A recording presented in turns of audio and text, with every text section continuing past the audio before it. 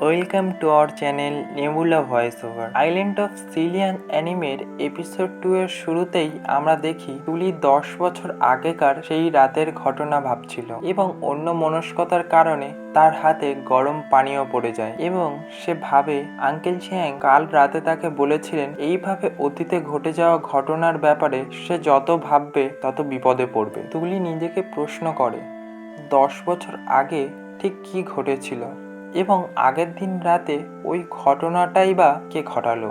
এর মধ্যেই সে শব্দ পায় গ্র্যান্ডপা হ্যাং জেগে উঠেছেন এবং হয়তো বিছানা থেকে পড়ে গেছেন। সে যখন জিজ্ঞেস করতে যায় গ্র্যান্ডপা ঠিক আছেন কিনা, গ্র্যান্ডপা বলেন যে তিনি ঠিক আছেন। এরপর তুলি খাবারগুলো টেবিলে রাখতে রাখতে গ্র্যান্ডপার সাথে কথা বলতে থাকে, কিন্তু গ্র্যান্ডপা ঠিকভাবে উত্তর দেয় না। খাবার তৈরি করে কিছুক্ষণ অপেক্ষা করার পরও গ্র্যান্ডপা না আসায় সে ঘরের কাছে গিয়ে উঁকি ঝুঁকি মারছিল। তখন গ্র্যান্ডপা হঠাৎ করে বেরিয়ে এসে বলেন তার খিদে নেই, খাবার ঢাকা দিয়ে রাখতে, তিনি পরে খাবেন, এবং ঘরের দরজা বন্ধ করে দিচ্ছিলেন।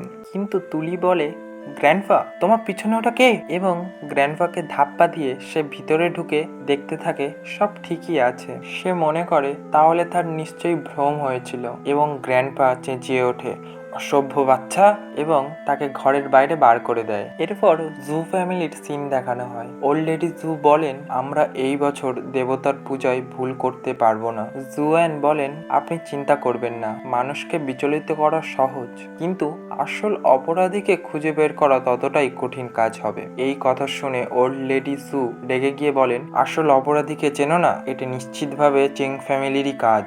একটা চোর এল্ডারের আসনে বসেছে।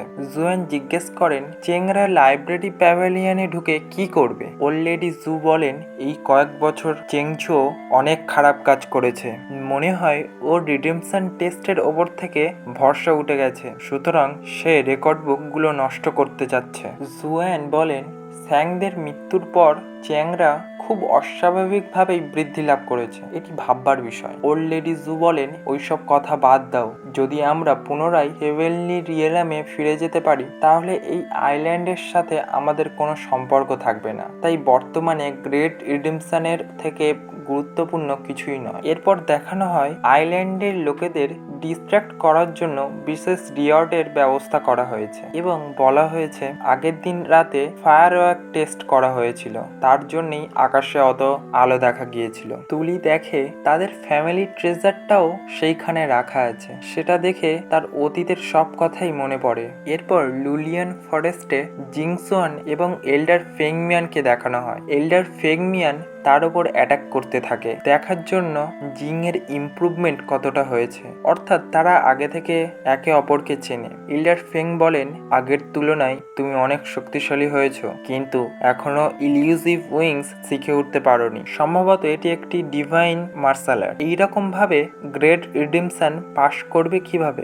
জিংসুয়ান এক জায়গায় স্থির হয়ে বলে এর থেকে বড় কোনো মিথ্যে আর আছে। এটা শুনে এল্ডার ফেং থমকে যান। জুয়ান বলে আমি লাইব্রেরি প্যাভিলিয়নে যাতায়াতের রেকর্ড খুঁজে দেখেছি, একটা মানুষও আজ পর্যন্ত গ্রেট রিডেমশনের মাধ্যমে সিলিয়াং আইল্যান্ডের বাইরে যেতে পারেনি। জুয়ান বলে তারা এত বছর ধরে যা প্ল্যান করছে তা আদেও কাজে দেবে কি। এল্ডার ফেং তাকে বেশি না ভেবে প্ল্যান অনুযায়ী চলতে বলে এবং পরের বছরেই তারা এই আইল্যান্ড থেকে বাইরে যেতে সক্ষম হবে এবং মনে করিয়ে দেয় 10 বছর আগে স্যাং ফ্যামিলি শেষ হওয়ার সময় সেই জোয়ানকে বাঁচিয়েছিল। যদি সে প্ল্যান মতো না চলে তবে জোয়ানকে তিনিই প্রথম প্রাণে মারবেন, অর্থাৎ বোঝা যায় জোয়ান স্যাং ফ্যামিলির সেই বাচ্চা ছেলেটি। এরপর তুলিকে দেখানো হয় সে মনস্থির করেছিল ফ্যামিলি ট্রেজারটাকে সে নিশ্চয়ই কালেক্ট করবে এবং সে তার মাছ ধরার জিনিসপত্র নিয়ে বেরিয়ে পড়ে। অন্যদিকে চেং ফ্যামিলিকে দেখানো হয় যেখানে তারা আলোচনা করছিল পরের বছরে রিডেমশন টেস্টের সময় পুনরায় এল্ডার নির্বাচনে তাদের এগিয়ে থাকতে হবে এবং ফেংমিয়ানকে এল্ডার পদ থেকে যে করেই হোক সরাতে হবে। ওল্ড চেং বলে পরের বছর সে সিলিয়াং আইল্যান্ডের নিয়ম ও নকশা একাই পাল্টে দেবে। পরের ঘটনা জানার জন্য চ্যানেলটিকে সাবস্ক্রাইব করে বেল আইকনটিকে প্রেস করে দিন এবং ভিডিওটি ভালো লাগলে একটি লাইক করে দিন। দেখা হবে পরের ভিডিওতে।